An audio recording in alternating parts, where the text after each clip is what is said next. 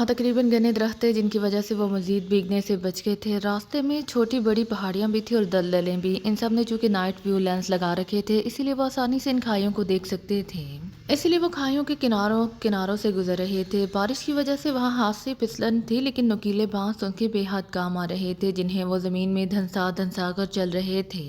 मुसलसल और काफ़ी देर तक चलने के बाद वो सब एक पहाड़ी इलाके में पहुंच गए। इस पहाड़ी पर उन्हें जगह जगह बंदर दिखाई दिए। इन बंदरों की मौजूदगी से उन्हें यकीन हो गया कि इन जगहों पर कोई खतरनाक दरिंदा नहीं है, क्योंकि जहां दरिंदे होते थे वहां बंदर कभी एक जगह टिक कर नहीं बैठते थे, बल्कि उछल कूद के साथ वो दरिंदों को देखकर बुरी तरह से चीखना चलाना शुरू कर देते थे। पहाड़ी के पास बड़े और तनावर दरख्त थे जिनकी शाखें बड़ी और मोटी मोटी थीं। वो चूंकि मुसलसल जल जल कर थक चुके थे, इसीलिए उन्होंने रात का बकिया हिस्सा इन दरख्तों पर ही गुजारने का फैसला कर लिया।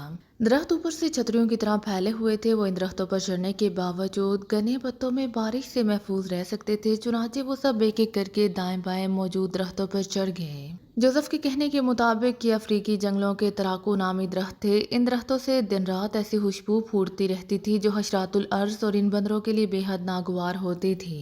इसीलिए बंदर, सांप और दूसरे हशरातुल अर्ज इन दरख्तों से दूर ही रहते थे। वैसे भी हार्ड ब्लॉक्स की वजह से उन्हें सांपों और दूसरे जहरीले कीड़े मकोड़ों का कोई खतरा नहीं था। इसीलिए वो सब इत्मीनान से दरख्तों पर चढ़कर बैठ गए। रात भर गन गरज के साथ तेज बारिश होती रही, जिसका सिलसिला दिन भर भी नहीं रुका था। बारिश से जंगल में जलथल हो रहा था, मगर वो सब रात भर सुकून से दरख्तों पर सोए रहे। सुबह सबसे पहले जोसेफ की आंख खुली। सबको सोता देखकर वो दरख्त से उतरा और पहाड़ी पर चढ़कर दूसरी तरफ चला गया। 2 घंटों के बाद जब वो वापस आए तो इमरान समेत सब जाग चुके थे। जोसेफ के कांधे पर पके हुए केलों के 2 बड़े-बड़े लॉन्गर थे और उसने झोली में भी बेशुमार फल उठा रखे थे।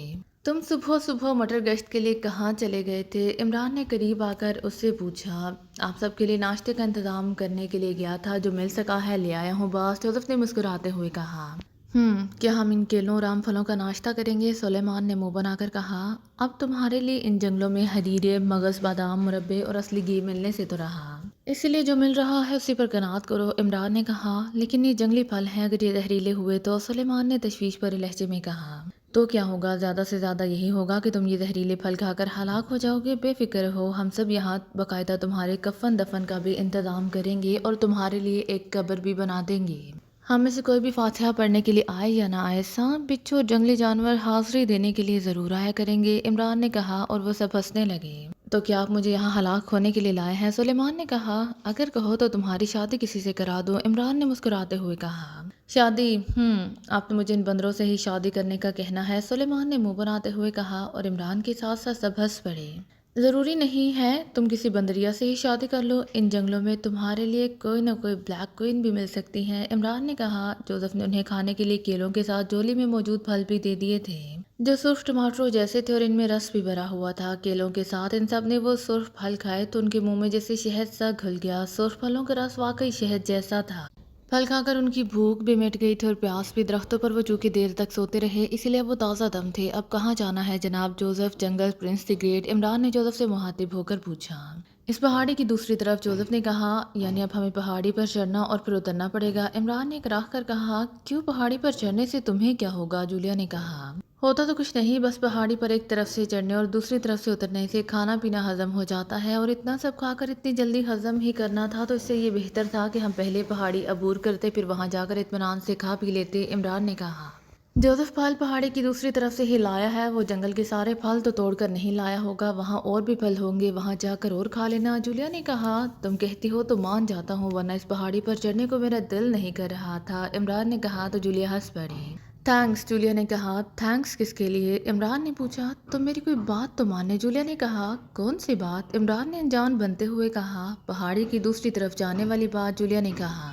एक बार तुम अपने भाई से हाँ करा लो, फिर मैं तुम्हारी हर बात मानूंगा। तुम सूरज को चांद कहोगी तो मैं भी चांद कहूंगा, दिन को रात कहोगी और रात को दिन कहोगी तो वो भी मान जाऊंगा, इमरान ने कहा। और इसके अहमकपन पर सब हंसने लगे। तुम्हारी ये हसरत कभी पूरी नहीं होगी, तनवीर ने मुस्कुराते हुए कहा। थैंक गॉड, तुमने सबसे पहले बोल कर ये साबित कर दिया है कि तुम वाकई जूलिया के डैश डैश हो, इमरान ने मुस्कुराते हुए कहा। और तनवीर उसे तेज नजरों से घूरने लगा। ये डैश डैश क्या होता है? जूलिया ने मुस्कुराते हुए पूछा।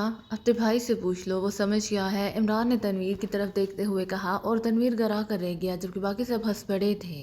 अब चलो ना जाने हमें अभी और कितना सफ़र करना है। इस सफ़र ने तो हमें सचमुच थका कर ही रख दिया है। अभी ना जाने और कितना थकना बाकी है। जूलिया ने कहा, अगर तुम ज़्यादा थक गई हो तो मैं तुम्हें गोद मम मेरा मतलब है अपने कांधों पर उठा लूँगा। इमरान ने शरारत भरे लहजे में कहा और वो सब एक मर्तबा फिर हंस पड़े, जबकि तनवीर के साथ जूलिया भी उसे तेज़ नज़रों से घूरने लगी। चलो जोसेफ, तुम रुके क्यों हो? क्या यहीं रहने का इरादा है? इमरान ने जूलिया को घूरते देखकर जोसेफ से मुखातिब होकर कहा और तेजी से उसकी तरफ बढ़ गया। इमरान के इस अंदाज पर वो फिर हंसना हो शुरू हो गए। बारिश तो रुक ही नहीं रही, क्या हम बारिश में पहाड़ी पर चढ़ेंगे? सुलेमान ने कहा, दिन निकल आया है, अभी थोड़ी देर में बारिश रुक जाएगी। सूरज निकलते ही यहाँ का मौसम गर्म हो जाएगा, इसलिए थोड़ा बहुत बारिश में भीगने का कोई नुकसान नहीं, जोसेफ ने कहा। तुम तो यही कहोगे, तुम इन जंगलों के जानवर जो हुए, तुम्हें भला भीगने और ना भीगने से क्या फर्क पड़ता है? सुलेमान ने उसे तेज नजरों से घूरते हुए कहा, मैं जानवर नहीं, इन जंगलों का प्रिंस हूँ और वाकई मुझ पर जंगलों के बदलते हुए मौसम और माहौल से कोई फर्क नहीं पड़ता। जोसेफ ने उसे जवाबन घूर कर कहा और मुड़कर पहाड़ी की तरफ बढ़ गया। पहाड़ी चटेल थी, वहाँ फिसलन जरूर थी, लेकिन इतनी नहीं कि वो फिसल फिसल कर गिर जाते, इसीलिए वो इत्मीनान भरे अंदाज में पहाड़ी पर चढ़ते चले गए। कासिम वैश्यों के डर से बदस्तूर गड्ढे में दुबका हुआ था। उसे हर तरफ से मशीन गनों से होने वाली फायरिंग और बमों के धमाकों के साथ इंसानी चीखें सुनाई दे रही थीं। चारों तरफ दौड़ते भागते कदमों की आवाज़ें भी सुनाई दे रही थी, जिससे कासिम का बुरा हाल था। कैप्टन हमीद ने उसे भी हिफाजत के लिए एक मशीन गन दे दी थी, जिसे उसने एक बार भी चलाकर नहीं देखा था। उसने मशीन गन गड़े में ही रख दी थी और झाड़ियों में सर्दी कामता हुआ दिल ही दिल में जल तू जलाल तू का वर्द कर रहा था। बारिश से वो बुरी तरह से भीगा हुआ था और गड़े में भी पानी भरता जा रहा था, लेकिन उसे किसी बात का होश नहीं था। उस पर तो बस इन वैश्यों का खौफ सवार था, जिन्हें उसने नेज़े और कुल्हाड़े लेकर इस तरफ आते हुए देखा था। गोलियों और बमों की आवाज़ें सुनाई दे रही थीं। उसे वैश्यों की अजीबोगरीब आवाज़ों के साथ अपने साथियों की चीखती हुई आवाज़ें भी सुनाई दे रही थीं, जो एक दूसरे को इन पर हमला करने वाले मुसल्लह वैश्यों से आगाह कर रहे थे।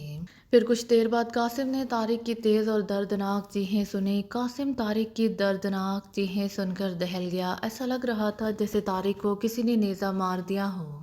थोड़ी देर बाद उसे इंस्पेक्टर आसिफ और फिर इंस्पेक्टर रेखा की चीखें सुनाई दी। वो दोनों शायद इस गड्ढे के करीब ही थे जिसमें कासिम छुपा हुआ था। इंस्पेक्टर आसिफ और इंस्पेक्टर रेखा की दर्दनाक चीखें सुनकर कासिम को अपनी रगों में खून जमता हुआ महसूस होने लगा। अभी थोड़ी देर और गुजरी होगी कि उसने कैप्टन हमीद की चीखें सुनी। कैप्टन हमीद की चीखें सुनकर कासिम के तो रहे सहे औसान भी हता हो गए और उसका भारी भरकम जिस्म खौफ की ज़्यादती से बुरी तरह से कांपने लगा। कैप्टन हमीद के बाद कासिम ने थोड़े थोड़े वक्फे के बाद अपने दूसरे साथियों के भी चीखने की आवाज़ें सुनी। यूँ मालूम हो रहा था जैसे वो सब बारी बारी वैश्यों के तीरों, उनके नेज़ों और कुल्हाड़ियों का निशाना बन रहे हों। उसने आखिरी चीख रोज़ा की सुनी थी। रोज़ा कुछ दूर बुरी तरह से चीख रही थी। फिर वहाँ यकलहत जैसे खामोशी छा गई। खामोशी इस कदर गहरी थी कि उसे बारिश के पानी के गिरने की आवाज़ें साफ सुनाई दे रही थी। यूँ मालूम हो रहा था जैसे कर्नल अफरीदी समेत उसके सारे साथी और हमलावर तमाम वैशी मारे गए हों। अब वहाँ किसी के कदमों की हल्की सी भी आवाज़ें सुनाई नहीं दे रही थी।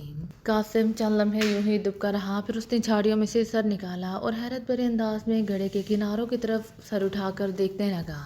ये क्या हो गया है? इतनी खामोशी क्यों हो गई है? कहाँ चले गए सब? सबने हैरत भरे लहजे में कहा। उसने गड्ढे में मौजूद पानी में इधर उधर हाथ मारा। उसने पानी में से मशीन गन निकाले और अंधेरे में से फाड़ फाड़ कर देखने लगा। ये क्या हो गया है? मुझे किसी की आवाज़ें क्यों सुनाई नहीं दे रही? मैं बहरा बहरा तो नहीं हो गया हूँ? ये सब साले मुझे अकेला छोड़कर भाग गए हैं। कासिम ने बड़बड़ाते हुए कहा। वो आहिस्ता आहिस्ता ऊपर उठने लगा। गड्ढा ज़्यादा गहरा नहीं था, वो उठकर बाहर आसानी से देख सकता था। गड्ढे के किनारों पर भी हल्की फुल्की झाड़ियाँ उगी हुई थीं। वो उठकर खड़ा हो गया तो उसका सर गड्ढे से बाहर आया था। उसने हाथ बढ़ाकर किनारे पर उगी हुई झाड़ियां हटाईं और दूसरी तरफ देखने लगा, लेकिन हर तरफ अंधेरा था। उसे अंधेरे में भला क्या नजर आ सकता था? बारिश का पानी उसके सर से होता हुआ उसकी आंखों में आ रहा था। वो एक हाथ से आंखें और चेहरा साफ करके फिर देखने लगा। उसी लम्हे उसे चंद साए हरकत करते हुए दिखाई देने लगे। इन सायों को देखकर उसके चेहरे पर इत्मीनान आ गया। गो वो वहाँ अकेला नहीं था।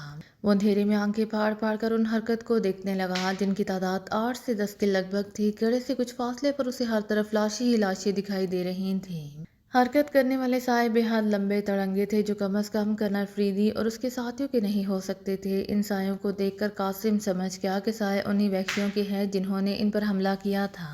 उसी लम्हे बादल जोर से गरजा, बिजली चमकी और बिजली की तेज लहर से इर्द गिर्द का माहौल रोशन हो गया। ये रोशनी महज चंद लम्हों के लिए थी, लेकिन इस रोशनी में कासिम ने देख लिया था साए वाकई वैशी ही थे। उनके हाथों में तीर कमान, नेज़े और डंडे दिखाई दे रहे थे। बारिश की तेज आवाज में इनकी आवाजें सुनाई नहीं दे रही थी। वैसे भी वो वैशी थे जो लाजमन अफ्रीकी जुबानें बोलते थे, और कासिम अफ्रीकी जुबान कहाँ समझ सकता था। अपने साथियों की बजाय इन वैश्यों को देखकर कासिम का रंग जर्द हो गया। वैशी उससे थोड़े ही फासले पर खड़े थे। कासिम एक तो घड़े में था और उसके सामने झाड़ियां थी, इसीलिए वैश्य उसे नहीं देख सकते थे। इन वैश्यों को वहां देखकर कासिम के दिमाग में आंधियां सी चलना शुरू हो गई थी। वैश्यों के जिंदा होने का मतलब था कि उन्होंने कर्नल फरीदी और उसके तमाम साथियों को हलाक कर दिया है, क्योंकि दूर नजदीक से उसे इन 10-12 वैश्यों के सिवा कोई दिखाई नहीं दे रहा था। उसी लम्हे बिजली चमकी तो कासिम ने थोड़े फासले पर इंस्पेक्टर आसिफ और इंस्पेक्टर रेखा को देखा। इन दोनों के जिस्मों में दो दो तीर घुसे हुए थे। उनके दाएं तरफ रोजा पड़ी हुई थी, उसकी कमर में भी एक तीर गड़ा हुआ था। तीनों के रुख घोड़े की तरफ थे, इसीलिए रोशनी होते ही कासिम ने उन्हें पहचान लिया। वो तीनों साकत थे। इन तीनों के जिस्मों में तीर घुसे हुए देखकर कासिम को यकीन हो गया कि उसके तमाम साथी मारे गए हैं। अपने साथियों की हलाकत का ख्याल आते ही उसके दिमाग में जैसे चुपकिली सी सवार हो गई।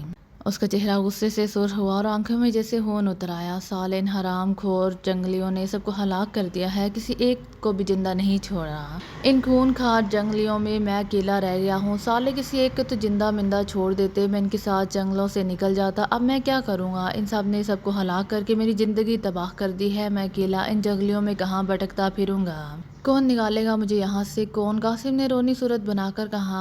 सालो, तुम सब ने कर्नल फरीदी, गुमैद भाई और तारुक साहब को मारकर अच्छा नहीं किया। तुम्हारी वजह से मैं अकेला रह गया हूँ। हाय मेरी सेक्रेटरी, वो मेरे बगैर अकेली कैसे रहेगी? और वो फूल फ्रूटियाँ जो ऑफिस में दिन भर मेरे इर्द गिर्द तितलियों की तरह उड़ती फिरती थी, मैं उन्हें और वो मुझे कैसे देखेंगी? साले, तुम जंगली जालिम हो, बेशरम हो, हराम खोर हो।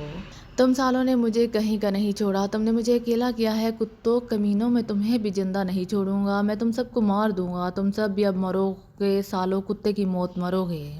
मैं तुम्हें गोलियां मार मार कर दोजख में पहुंचा दूंगा। वहां दोजख में कबड्डी शबड्डी खेलना। सालों, कासिम बेतुके अंदाज में बोलता चला गया। उसकी आवाज़ हाथ तेज थी, लेकिन बार बार बादलों के गरजने और बिजली के कड़कने की आवाज़ की वजह से इन वैश्यों तक आवाज़ नहीं पहुंच रही थी। कासिम ने मशीन गन उठाई और उसकी नाली किनारे पर रखकर उसको वैश्यों की तरफ कर दिया। लो सालो, अब तुम सब भी मरो। दोजख में जाकर काली काली और सड़ी फूसी फुल फलूटियों के साथ रंबा संबा नाचो, कासिम ने चीखते हुए कहा। इस बार उसकी आवाज़ वैश्यों तक पहुंच गई थी और वो सब बुरी तरह से चौंक पड़े थे।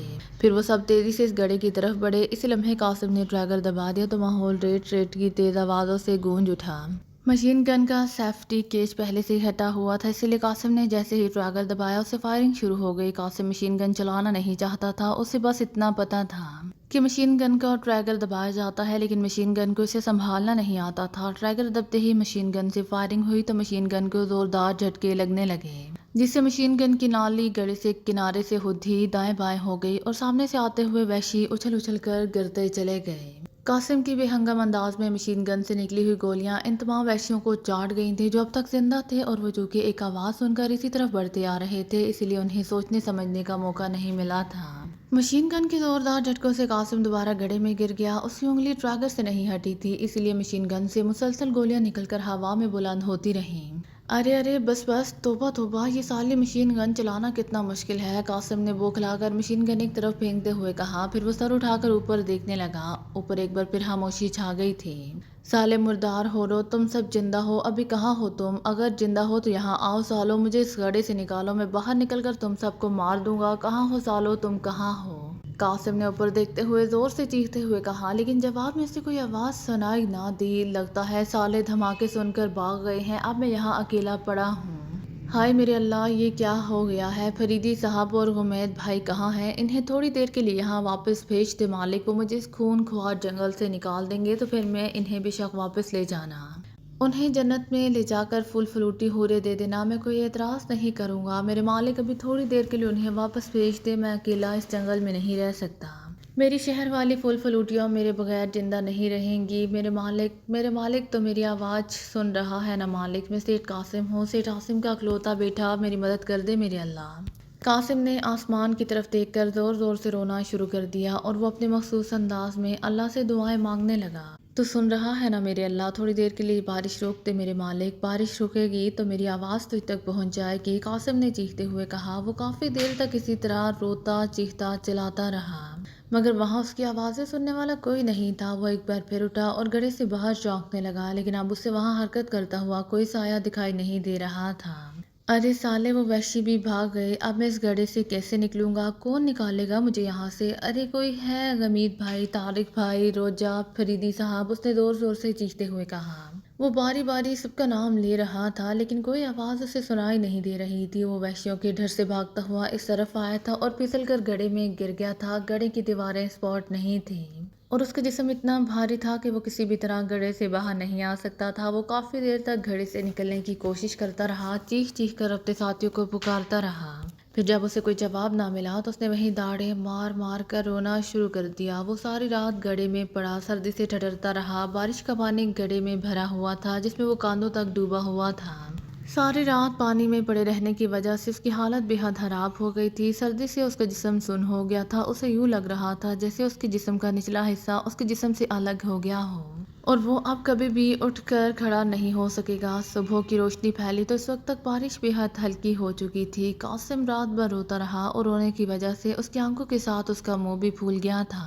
ارے کوئی ہے؟ کوئی تو آؤ، میری مدد کرو، میں گڑھے میں ہوں، کوئی ہے؟ کوئی ہے؟ روشنی دیکھ کر اس نے چیخنے کی کوشش کرتے ہوئے کہا، لیکن اس کی آواز جیسے اس کے حلق میں پھنس گئی۔ قاسم کے دماغ میں بار بار اندھیرے کی یلغار ہو رہی تھی۔ وہ بار بار سر جھٹک رہا تھا لیکن کسی طرح اندھیرا دور ہونے کا نام نہیں لے رہا تھا۔ مم، میں مر رہا ہوں، میں جنت میں آ رہا ہوں، جنت کی پھول فلوٹیوں، حوروں میرا انتظار کرو، مم مم میں، قاسم نے ڈوبتے ہوئے لہجے میں کہا۔ پھر اس کی آنکھیں بند ہوتی چلی گئیں۔ ابھی اس کی آنکھیں پوری طرح سے بند نہیں ہوئی تھی کہ اچانک اسے ایک تیز اور انتہائی ہولناک چیخ سنائی دی۔ چیخ اس قدر تیز اور ہولناک تھی کہ قاسم کا دماغ بری طرح سے جھنجھنا اٹھا اور اس نے ہڑبڑاتے ہوئے یکلحظ آنکھیں کھول لی۔ وہ سر اٹھا کر گڑھے کے کناروں کی طرف دیکھنے لگا۔ کک کک، کون ہے یہ؟ کس کی آواز ہے؟ اس نے دھیمی آواز میں کہا۔ یہ کیا ہو گیا ہے یہ سب؟ او اس قدر لاشیں! اسے گڑھے کے پاس سے ایک تیز آواز سنائی دی اور قاسم کے دماغ میں چھناکا سا ہوا۔ اس نے آواز پہچان لی تھی۔ وہ زابیلہ کی آواز تھی جو رات کے وقت کہیں چلی گئی تھی۔ جابیلہ، یہ تو جابیلہ ہے، قاسم نے ٹوٹے پھوٹے لہجے میں کہا۔ کرنل فریدی، کیپٹن حمید اور یہ سب، لگتا ہے خوبانی وحشیوں اور ان کے درمیان زبردست لڑائی ہوئی تھی اور اس لڑائی میں انہوں نے بے شمار وحشیوں کو ہلاک کر دیا تھا، پھر یہ بھی ان وحشیوں کے ہاتھوں ہلاک ہو گئے، زابیلہ نے کہا۔ جابیلہ، مم میں زندہ ہوں، میری مدد کرو، مم میں مر رہا ہوں، قاسم نے سر اٹھا کر زابیلہ کو آواز دینے کی کوشش کرتے ہوئے کہا۔ اس کی آواز بے حد دھیمی تھی لیکن شاید زابیلہ نے اس کی آواز سن لی تھی۔ اسے قدموں کی آواز سنائی دی، پھر اسے گڑھے کے کنارے زابیلہ کھڑی ہوئی دکھائی دی۔ زابیلہ کا چہرہ بری طرح سے بگڑا ہوا تھا۔ قاسم کو گڑھے میں دیکھ کر وہ چونک پڑی۔ تم یہاں ہو؟ زابیلہ نے حیرت بھرے لہجے میں کہا۔ ہاں مم، میں زندہ ہوں، ابھی میری مدد کرو، مم میں، قاسم نے ڈوبتے ہوئے لہجے میں کہا۔ پھر اس کے ذہن پر اندھیرا چھا گیا۔ اسے یوں محسوس ہو رہا تھا جیسے زابیلہ کو دیکھ کر اس کے تمام احساسات فنا ہو گئے ہوں۔ پھر جس طرح گھور تاریکی میں جگنو سا چمکتا ہے، ایسا ہی ایک جگنو قاسم کے تاریک دماغ کے پردے پر چمکا اور بتدریج بڑا ہوتا چلا گیا۔ قاسم اٹھو، ہوش میں آؤ، مجھے تمہاری ضرورت ہے، اٹھو، جلدی اٹھو، اسے ایک چیختی ہوئی آواز سنائی دی۔ قاسم کے دماغ میں ہلچل ہوئی اور اس نے یکلحظ آنکھیں کھول دیں۔ کک کک، کون؟ یہ تو کسی پھول فلوٹی کی آوازیں لگ رہی ہیں، قاسم نے آنکھیں کھول کر ادھر ادھر دیکھتے ہوئے کہا۔ پھر اسے اپنے قریب زابیلہ دکھائی دی جو اس کے قریب بیٹھی اس کا کاندھا پکڑے زور زور سے اسے جھنجھوڑ رہی تھی۔ میں زابیلہ ہوں، ہوش میں آؤ قاسم، زابیلہ نے تیز لہجے میں کہا اور قاسم لاشعور سے فوراً شعور میں آ گیا۔ وہ فوراً اٹھ کر بیٹھ گیا اور آنکھیں پھاڑ پھاڑ کر زابیلہ اور ارد گرد کے ماحول کو دیکھنے لگا۔ وہ گڑھے کی بجائے ٹھوس زمین پر پڑا ہوا تھا، اس کے چاروں طرف وحشیوں کی لاشیں پڑی ہوئی تھیں۔ سامنے اسے کرنل فریدی اور اپنے باقی ساتھی پڑے دکھائی دیے جو ساکت پڑے ہوئے تھے۔ اپنے ساتھیوں کی لاشیں دیکھ کر قاسم فوراً اٹھ کر کھڑا ہو گیا۔